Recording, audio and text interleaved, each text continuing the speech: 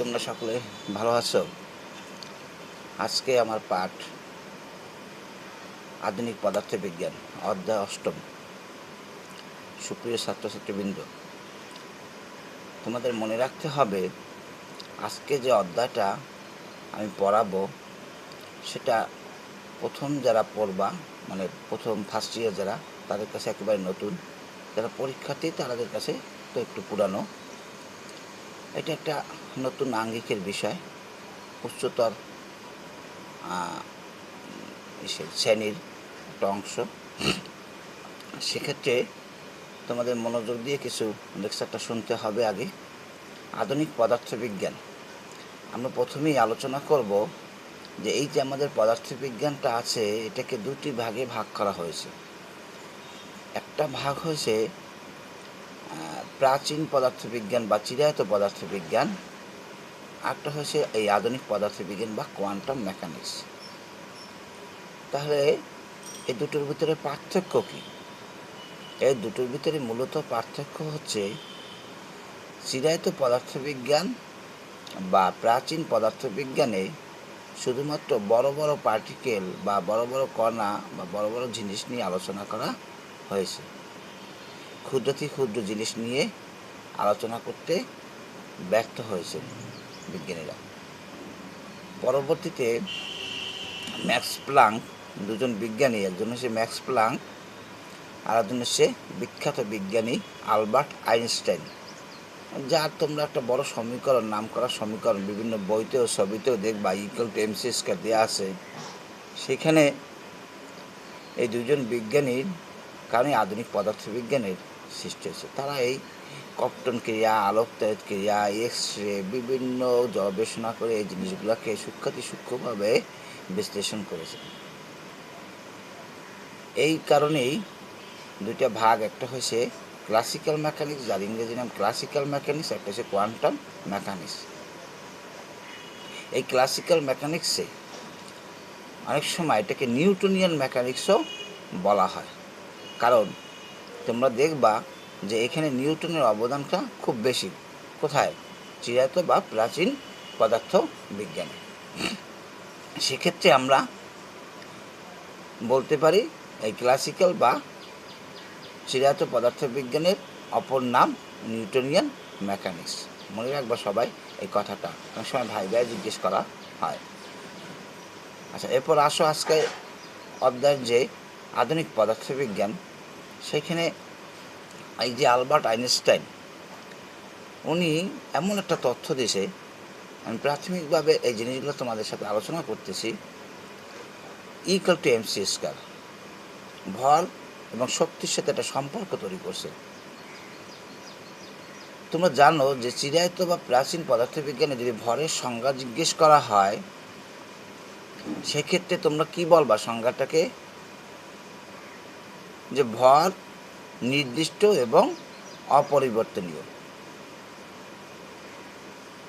কিন্তু এই যে আইনস্টাইনের ইকুয়াল টু এমসি স্কয়ার, এখানে রিলেটিভিটি, সে আপেক্ষিকতা, সে কথা আসছি, এই ভরেরও পরিবর্তন হয়। তাহলে স্যার ওইখানে নিউটনিয়ান বলবিদ্যা বা ওইখানে ওইসব জায়গায় আমরা পড়লাম বল নির্দিষ্ট এবং অপরিবর্তনীয়, এখানে এসে আবার বলল বল পরিবর্তন হয়, তাহলে কোনটা সঠিক? আসলে দুটোটাই সঠিক, কোনোটাই ভুল নয়। ওইটা হচ্ছে স্থির অবস্থার জন্য, আর এইখানে বিখ্যাত বিজ্ঞানী আইনস্টাইন বলছেন বস্তু যদি গতিশীল হয় সেক্ষেত্রে ভরের পরিবর্তন হবে। মনে থাকবে কথাটা, ওইখানে স্থির বস্তুর ক্ষেত্রে, আর এখানে বস্তু যদি গতিশীল হয় সেক্ষেত্রে ভরের পরিবর্তন হয়। ঠিক আছে? আচ্ছা, এখন আমাদের এখানে আমরা এই যে বিখ্যাত বিজ্ঞানী, উনি এই আপেক্ষিক তথ্য বা আপেক্ষিকতা, এই যে এটা আবিষ্কার করছেন, রিলেটিভিটি বলা হয় ইংলিশে। যখন আপেক্ষিকতার বিশেষ তত্ত্ব জন্য তিনি সমধিক পরিচিত, এবং সেক্ষেত্রে তিনি 1905 সালে, তার যখন বয়স 26 বছর বয়স, তখন তিনি এই তত্ত্বটা আবিষ্কার করেছেন। কত বছর? 27 বছর। আমরা জানি যে আমাদের এমসিকিউ বলতে একটা অংশ আছে। সেক্ষেত্রে তোমাদের মনে রাখতে হবে যে আমাদের লাইন বাই লাইন অক্ষর একেবারে রিডিংয়ের মতন বাচ্চারা যেরকম পড়ে রিডিং সেরকম পড়তে হবে। কোনখান থেকে তোমাকে বলে দিল উঠে দিল যে আইনস্টাইন যখন এই আপেক্ষিকতার বিশেষ তত্ত্ব আবিষ্কার করেন তখন তার বয়স কত ছিল? 26 বছর। মনে থাকবে? আচ্ছা, এবার আসো যে পদার্থবিজ্ঞানে এই যে আধুনিক পদার্থবিজ্ঞান সেক্ষেত্রে কতগুলো সংজ্ঞা আছে বা কতগুলো জিনিস বুঝতে হবে। প্রথমেই তুমি যদি প্রসঙ্গ কাঠামো, একটা আমরা ফার্স্ট পেপার ফার্স্ট অধ্যায় আমরা এই কথাটা বলছি। প্রসঙ্গ কাঠামো কি? তোমরা দেখবা ঘরের কোণে তিনটা টাকা একটা কোণার দিকে দেখবা কি তিনটে অংশ, একটা এক্স অক্ষ বরাবর, একটা ওয়াই অক্ষ বরাবর, একটা জেড অক্ষ বরাবর। এই যে দেখো ছবিটা তোমরা যে এরকমভাবে দেখতে পাচ্ছ সবাই।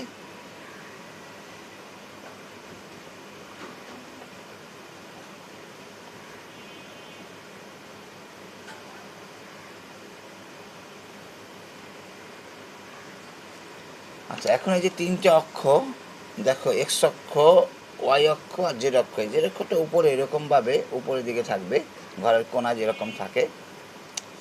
এটা একটা 3 ডাইমেনশন বা ত্রিমাত্রিক বলা হয়। আমরা একমাত্রিক, দ্বিমাত্রিক, ত্রিমাত্রিক।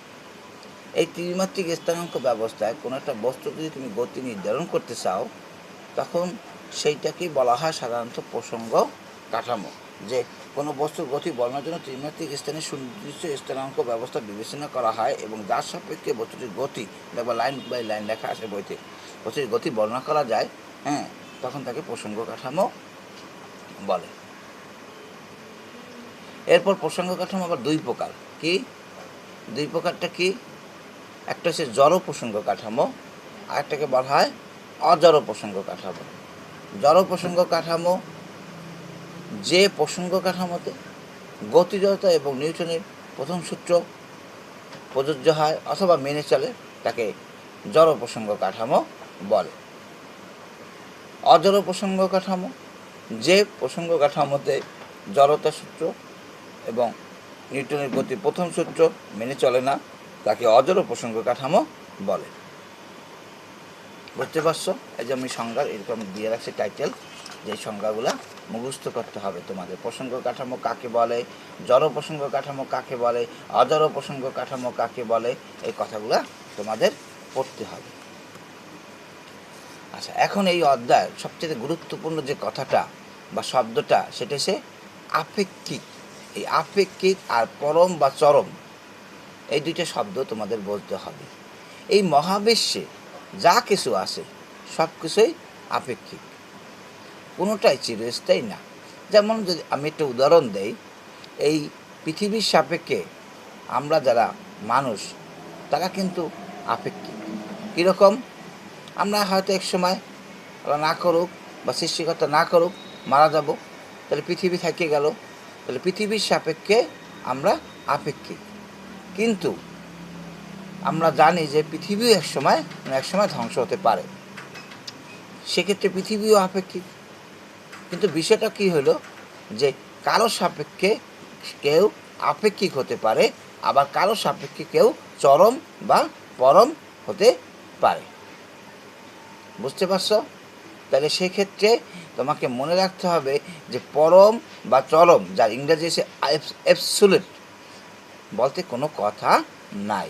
একটা বাড়ি বানাইলে তুমি মনে করো যে একটা বাড়ি বানানো, সেটার ইঞ্জিনিয়াররা দিল যে এটা 200 বছর লংজিভিটি অথবা 300 বছর, কিন্তু 200 বা 300 বছরের তুলনায় একজন মানুষ জীবিত থাকতে পারে না। সেক্ষেত্রে ওই বাড়ির সাপেক্ষে মানুষটা কিন্তু আপেক্ষিক। কিন্তু মানুষের সাপেক্ষে ওই বাড়িটা হয়েছে তখন চরম বা পরম। আবার 200-300 বছর পর ওই বাড়িটা ভাঙে যাইবে, নষ্ট হয়ে যাইবে।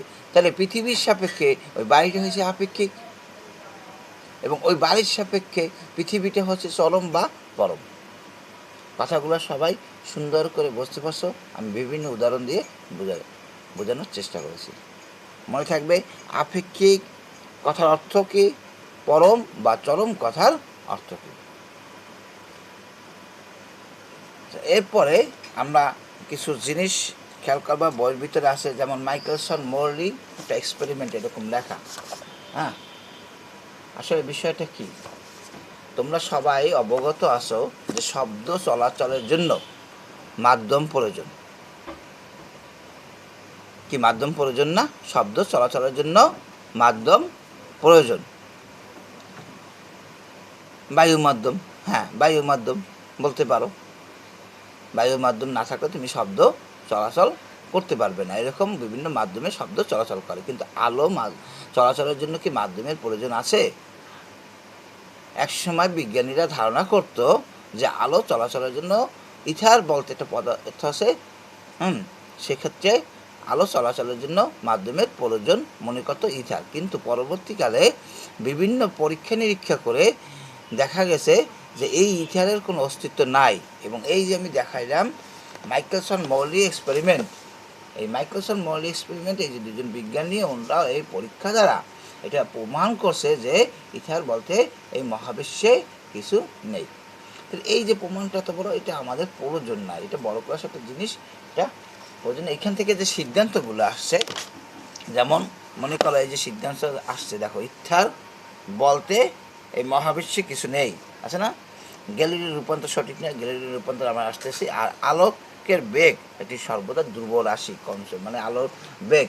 তোমরা বিভিন্ন ক্ষেত্রে বিভিন্ন যারা অঙ্ক করতে যাই দেখছো যে আলোর বেগ বসাইছো, হ্যাঁ সি আলোর বেগ সূচিত করা সি দ্বারা, তাহলে 3 × 10⁸ মিটার পার সেকেন্ড, যা এখনও অবধি আবিষ্কার করতে পারে না যে আলোর বেগের কোনো গতি আবিষ্কার করা সম্ভব নয়। কত আলোর বেগের মান? c = 3 × 10⁸ metre per second. আচ্ছা, এখন এই যে সিদ্ধান্তগুলোর পরে আইনস্টাইনের আপেক্ষিক তত্ত্ব, আপেক্ষিক তত্ত্বটা কী হলো তাহলে? যে আপেক্ষিক তত্ত্ব আইনস্টাইনের যে স্থান, কাল এবং ভর, আমি কিছু প্রথমেই বলে আসছিলাম যে ভর নির্দিষ্ট এবং অপরিবর্তনীয় বলছে সিদ্ধান্ত পদার্থবিজ্ঞানে, কিন্তু আইনস্টাইন এসেছে বলছে যে ভরেরও পরিবর্তন হয়। কিভাবে পরিবর্তন হবে? যে স্থানের উপরে গতিশীল হলে পর সেক্ষেত্রে তোমাদের ভরটাও পরিবর্তন হবে। এবং এখানে স্থান, কাল এবং ভর এদের কোনোটাই সে বলছে যে নিরপেক্ষ বা পরম কিছু নয়, এগুলো সবই আপেক্ষিক। এই আপেক্ষিক তত্ত্বকে দুই ভাগে ভাগ করছে, একটা হচ্ছে সাধারণ তত্ত্ব। আপেক্ষিক তত্ত্বকে দুইটা ভাগে ভাগ করা হয়েছে, একটা হচ্ছে সাধারণ তত্ত্ব, যে আমি লিখে রাখছি, একটা হচ্ছে বিশেষ তত্ত্ব। আপেক্ষিকতার বিশেষ তত্ত্ব, আপেক্ষিকতার বিশেষ তত্ত্ব দিয়া আমরা এই জিনিসটাই খুব ভালো করে দুইটা বিশেষ তত্ত্ব, এই মৌলিক বিশেষ তত্ত্ব বলতে আমরা কি বুঝি, আপেক্ষিকতার বিশেষ তত্ত্ব বলতে আমরা কি বুঝবো বা এটা সম্বন্ধে কী। যেমন সাধারণ তত্ত্ব হচ্ছে পরস্পরের তুলনায় ঊর্ধ্ব বা নিম্ন গতিশীল তড়িৎ বস্তুসমূহ বা সিস্টেম নিয়ে আলোচনা করা হয়েছে, যেমন সূর্য, চন্দ্র, নক্ষত্র, ধূমকেতু, এইসব জিনিসগুলা সাধারণ তত্ত্বে, আপেক্ষিকতার সাধারণ তত্ত্বের অন্তর্ভুক্ত। কিন্তু যদি শুধু পরস্পরের তুলনায় সমগতিতে সঞ্চরণশীল বা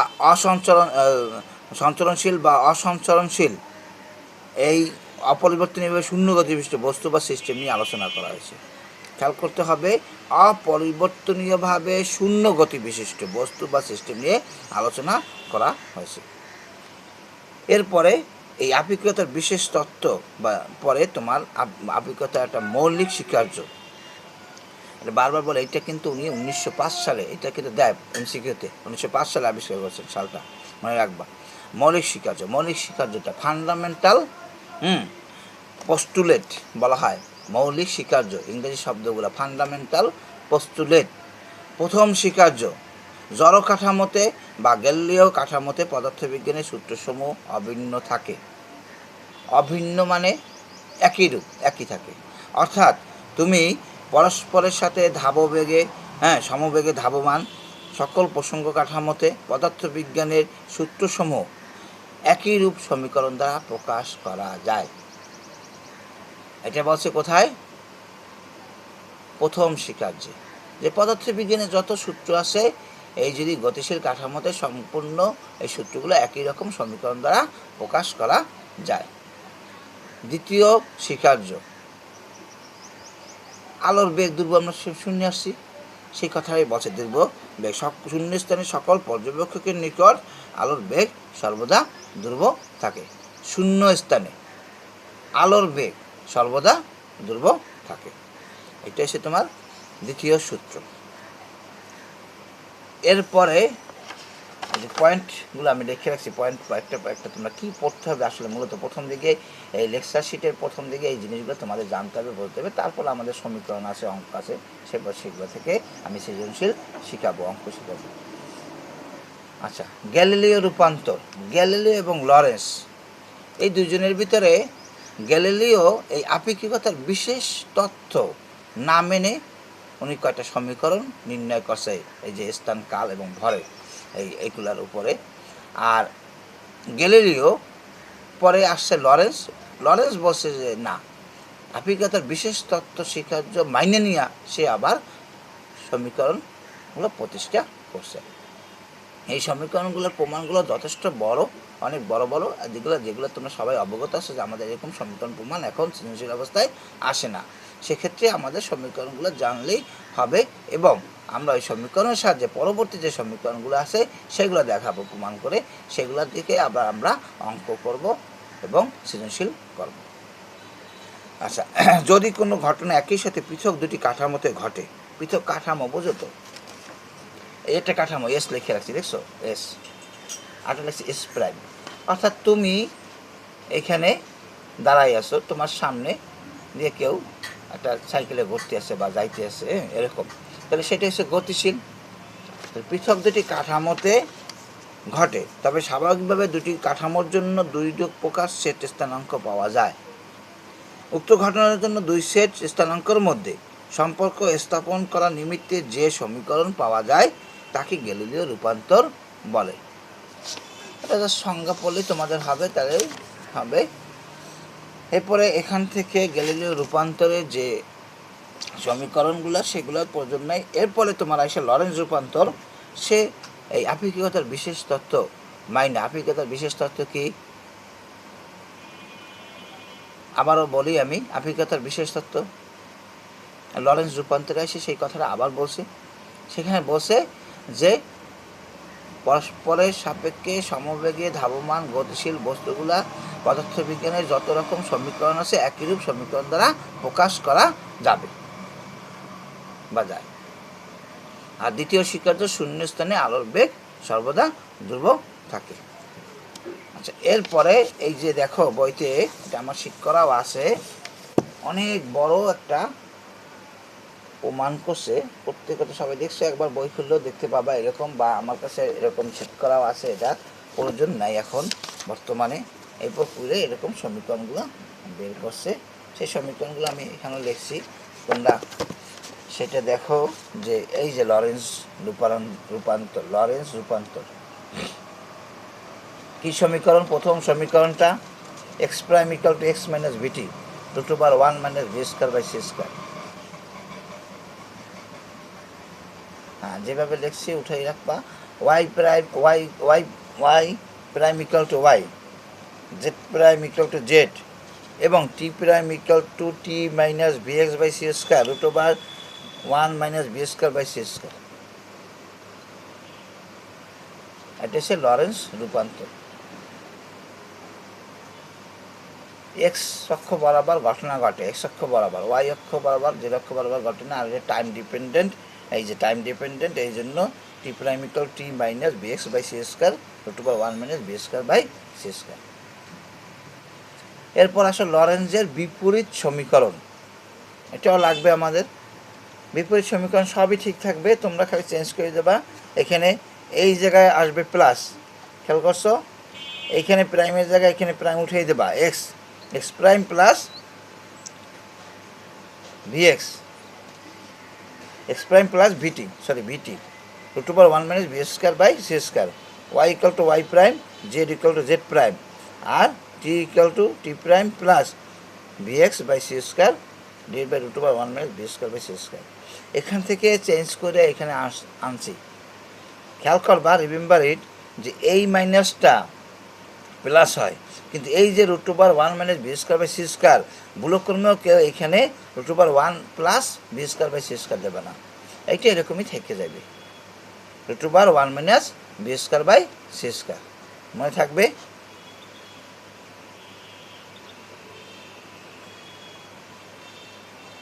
দেখছো সবাই? উঠাও এটা এরকমভাবে।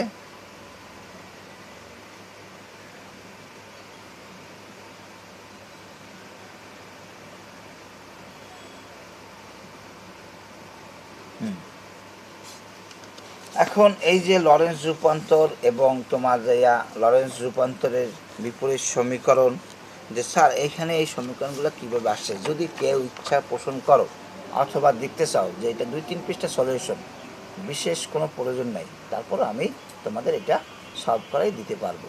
এই যে √1 - b²/c², এই সমীকরণটা দেখো এইখানে যখন করছে, এখানে দেখো এইগুলো এই সমীকরণগুলো ধরিয়া এরকমভাবে প্রমাণ করতে করতে করতে করতে আসে। এটা একটা সার্চিং দাও, একটা কি আছে, স্মল কি, দেখছো? এই কে মানটা বের হয়েছে যাইয়া √1 মানে কে ইকুয়াল টু, এই যে এইখানে খেয়াল করো, এই যে এইটা, এই যে k equal to 1 divided by √1 - b²/c²।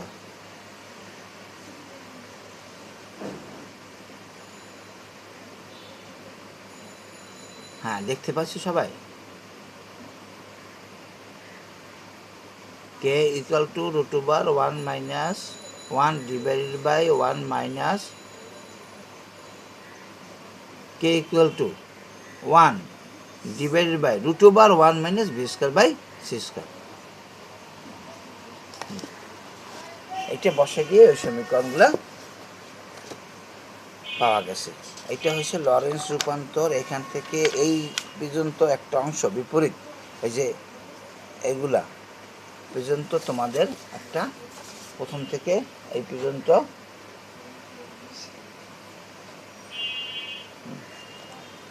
তাহলে আমরা এইখানে যে সমীকরণগুলো পেলাম, যে সংজ্ঞাগুলো পেলাম, সেখান থেকে তোমাদের মূলত কি কি জিনিসগুলো পড়তে হবে। প্রথমত তোমাদের মনে রাখতে হবে যে এই আপেক্ষিক তত্ত্বের আবিষ্কারককে বিজ্ঞানী আইনস্টাইন। তার বিখ্যাত সমীকরণ E = mc²। এটি উনি 1905 সালে আবিষ্কার করছে, যখন তার বয়স ছিল 26 বছর। তারপর আমি তোমাদের বুঝালাম যে প্রাচীন পদার্থবিজ্ঞান এবং আধুনিক পদার্থবিজ্ঞানের ভিতরে মূলত পার্থক্যগুলো কী। তারপরে আসো প্রসঙ্গ কাঠামো। প্রসঙ্গ কাঠামোর পরে জড় প্রসঙ্গ কাঠামো, অজড় প্রসঙ্গ কাঠামো। এই জড় প্রসঙ্গ কাঠামো এবং অজড় প্রসঙ্গ কাঠামোর সংজ্ঞা দুটো মুখস্থ করবা, পরীক্ষায় আসে কতে। এরপরে তোমার বললাম মাইকেলসন মৌলির এক্সপেরিমেন্ট, যেখানে আমরা এই আলোর চলাচলের জন্য মাধ্যম নিয়ে বিজ্ঞানীরা সিদ্ধান্তহীনতায় ছিল। এক সময় বিশ্বাস করত ইথার নামক একটা পদার্থের মাধ্যমে আলো চলাচল করত, কিন্তু পরবর্তীতে বিজ্ঞানীরা নানারূপ পরীক্ষা নিরীক্ষা করে দেখেছেন যে আলো চলাচলের জন্য কোনো মাধ্যমের প্রয়োজন নাই। এবং মাইকেলসন মৌলি তারা একটা পরীক্ষা করেছে, সেই পরীক্ষার সাহায্যেও সেই সিদ্ধান্তে উপনীত হয়েছেন যে ইথার বলতে মহাবিশ্বে তার কোনো অস্তিত্ব নাই। এরপরে আমরা যেটা শিখলাম, আসল জায়গাটা আইনস্টাইনের আপেক্ষিক তত্ত্ব। আমি আপেক্ষিক কথাটা তোমাদের কাছে খুব নতুন, বারবার বললাম যে একজনের সাপেক্ষে আর একটা জিনিস হবে আপেক্ষিক। এই মহাবিশ্বে যা কিছু আছে সব কিছু আপেক্ষিক, যেটা চিরস্থায়ী হতে পারবে না সেটাই আপেক্ষিক। চরম বা পরম, যার ইংরেজি অ্যাবসোলিউট বলতে কিছু নাই। কিন্তু ব্যাখ্যাটা এইভাবে মনে রাখতে হবে, যে উদাহরণগুলো দিছি, যে কারো সাপেক্ষে কেউ আপেক্ষিক হতে পারে, আবার কারো সাপেক্ষে কেউ চরম বা পরম হতে পারে। এখন সবচেয়ে যে জিনিসটা, যে তোমরা একটা জায়গায় যে কন্ট্রাকশন হবে যে ভর আমার পরিবর্তন হয়। হ্যাঁ, এই আপেক্ষিক তত্ত্বে সেই জিনিসটা দেখাইছে যে ভরের পরিবর্তন হয়। তখন বলছিলাম কি আমি, যে সেটা এই যে তারপর সব জায়গায় কথা লাগবে যে সমবেগে ধাবমান গতিশীল কোনো বস্তুর ক্ষেত্রে ভরের পরিবর্তন হবে। সেখানে আমরা নানা সমীকরণ পাবো। m=m0 √1 - v²/c², t= পরবর্তী লেকচারে আমি সেটা তোমাদের দেখাইতেছি। হ্যাঁ, m=m0 √1 - v²/c², t=t0 √1 - v²/c², l=l0 √1 - v², m=m0 /√1 - v²/c², t=t0 /√1 - v²/c², আর l=l0 ইন্টু √1 - v²/c²। তিনটে সমীকরণের ভিতরে এর একটা লাগবো এরকমভাবে l=l0 √1 - v²/c²। এরপরে আসবে =mc²। এই চারটে সমীকরণ থেকে আমরা রিলেটিভিটির যত অঙ্ক বা আছে সেগুলো শিখব। এখন আমরা এই আজকের যে এই পর্যন্ত যে পাঠটা পড়লাম সেখানে আধুনিক পদার্থবিজ্ঞানে তোমাদের আমি বারবার বললাম যে নতুন জিনিসটা আসছে আপেক্ষিকতার বিশেষ তথ্য। এই আপেক্ষিকতার বিশেষ তথ্য থেকে তোমরা এই জিনিসটা শিখতে পারলা যে স্থানভেদ। যেমন মনে করো যখন আমরা বিভিন্ন যদি উদাহরণ দেই তখন এইটা কিন্তু সবসময় সিমস টু বি, ইংরেজিতে এরকম বলতে পারি, সিমস টু বি মনে করা হয়। যদি তুমি মনে করো যে তুমি নদীর ধারে গেছো, তখন 4-5 জন বন্ধু মিলে নদীর ধারে গেছে, একজন দাঁড়াইয়ে পড়লো আর 4 জন নৌকায় উঠে চলে গেল। এখন আস্তে আস্তে নৌকাটা নদীর দিকে যাচ্ছে, ওপারে যাচ্ছে, কিন্তু যে দাঁড়াইছে সে কিন্তু ওই নৌকায় ওই বন্ধুদের আস্তে আস্তে ছোট দেখতেছে, কি দেখবে না? কিন্তু ওই যে নৌকার ভিতরে ওরা যারা আছে তোমার বন্ধুরা, কেউ কিন্তু কাউকে ছোট দেখতে আসে না। আবার নৌকায় যারা আছে বন্ধুরা, তারা কিন্তু তোমাকে আবার ছোট দেখতেছে। বিষয়টা কীরকম হলো?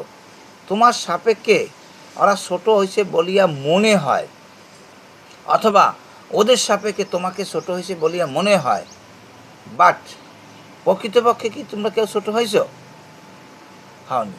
তাহলে এখানে কি হলো? ওই যে সিমস টু বি, এই কথাটা আমি বললাম ইংরেজিতে, সিমস টু বি মনে করা হয় তোমার সাপেক্ষে ও ছোট হয়েছে, অথবা ওদের সাপেক্ষে তুমি ছোট হয়েছে বলিয়া মনে হয়। এই ছোট হওয়া বা বড় হওয়া, এটাকে আমি বলতে পারি কি দৈর্ঘ্য, নাকি?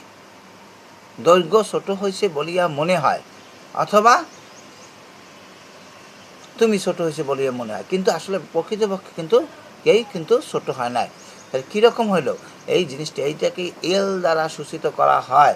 আমরা যাই এলের সমীকরণ বলবো, এটাকে বলা হবে দৈর্ঘ্য সংকোচন, যা ফিটজেলের সংকোচন নামে পরিচিত। তাহলে দৈর্ঘ্য সংকোচন বা দৈর্ঘ্য সংকুচিত হয়েছে বলে মনে হয় একজনের সাপেক্ষে আরেকজনকে। প্রকৃতপক্ষে কিন্তু দৈর্ঘ্য সংকুচিত হয়নি। আমি এইটা দ্বারা একথা বোঝাতে চাই যে এইখানে যা কিছু সব এরকম সিমস টু বি। মজার মজার জিনিস পাবা তোমরা, খুবই মজা পাবা। দেখবা যে চাঁদে সাথে যদি পৃথিবীতে ভূপৃষ্ঠে যদি করি, তুলনা করি, যে কোনো দুজন বন্ধু আছে একই বয়সে, এক বন্ধু চাঁদে চলে গেছে, কত বছর 30 বছর বা 40 বছর পর সেই বন্ধু ফিরে আসছে, তার বয়স কমে গেছে। অদ্ভুত বিষয় না? সেটা আমরা থিওরিটিক্যাল প্লাস ম্যাথমেটিক্যাল করে দেখব যে আসলে বাস্তবে কি ঘটনা ঘটে কিনা পরবর্তী সমীকরণগুলো সাহায্যে। এরকম এইটা হবে তোমার যাইয়া টাইম ডিলেশন। শব্দটা কি? টাইম ডিলেশন, সময় ব্যবধান। দুইটা আরেকটা বলছিলাম কি, ভর, এম। এই ভরের কথা বারবার বলতেছি, ভর স্থির অবস্থায় ভর। এখানেই এসে তোমরা দেখবো যে একটা ভরকে লেখা হয়েছে m0, মানে এম লেখা নিচে পায়ের কাছে একটা সাফিক্স দিছে m0। একটা ভরকে সূচিত করা হয়েছে এম দ্বারা। এখন এই যে m0 আর এম, এই m0টা হবে তোমার যাই স্থির, বা ইংরেজিতে বলা হয় রেস্ট মাস। আর শুধুমাত্র যে এম, সেইটা হচ্ছে তোমার গতিশীল অবস্থায় ভর। তাহলে বুঝতে পারছো, এই সমীকরণের সাহায্যেই তোমরা দেখবা যে ভরের পরিবর্তন হয়। তাহলে এম নটকে সূচিত করা হয় শূন্য ভর অথবা স্থির ভর অথবা রেস্ট মাস, আর শুধুমাত্র এমকে প্রকাশ করা হবে কি দ্বারা? গতিশীল ভরের ক্ষেত্রে এম দ্বারা প্রকাশ করা হবে। এখন আসো l equal to l naught root over 1 minus v square by C square. সেক্ষেত্রেও এল নট হয়েছে তোমার স্থির অবস্থার দৈর্ঘ্য, আর এল হয়েছে তোমার গতিশীল অবস্থার দৈর্ঘ্য। এখন বিষয়টা দুইটা শেষ হয়ে গেল। একটা বিষয় কিন্তু বলি নাই মাঝখানে, টি ইকুয়াল টু রুট ওভার। আমি পরবর্তী ক্লাসে সুন্দর করে এটা আমি প্রাইমারি স্টেজে এগুলো তোমাদের একটু ধারণা দেওয়ার জন্য আলোচনা করে নিলাম। T equal to root over t naught divide by root over 1 minus v square by C square.